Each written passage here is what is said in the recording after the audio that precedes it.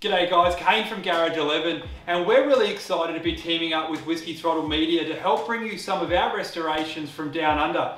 We've got a couple of bikes that we're going to be showcasing for you. One of them is this Maico 490 Sand Spider, and another's going to be an RM 500. So it's going to be really cool to bring you some of these older, more unique motocross bikes that few people have forgotten about. They're, a lot of cool stuff about them. There's not many of them around, so it's going to be really exciting. I know those boys over there are really keen on a lot of their older stuff, and the vintage stuff really hits hard.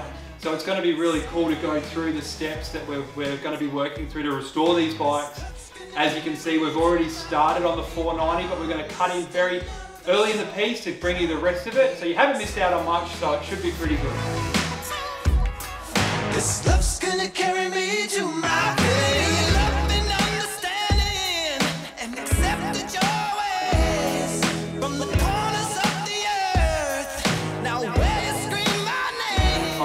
The 490 is a unique bike. It's rough, it's raw, it's very 80s motocross.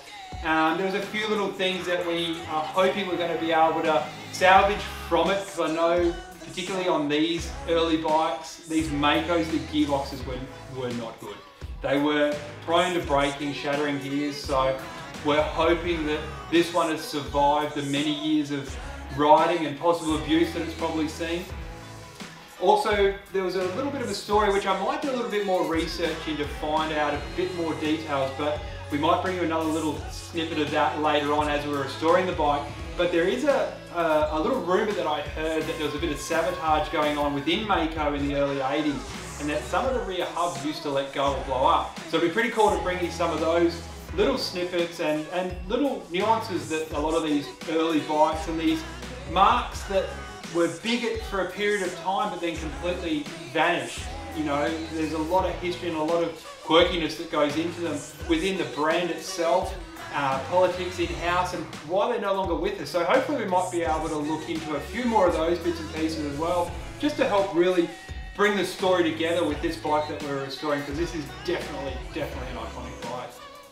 Alright guys, I just really want to give a shout out to Paul Chippendale from Chippies at Maico. He's a big help with us down here in Australia. He's probably one of the biggest Maico aftermarket and new old stock part suppliers.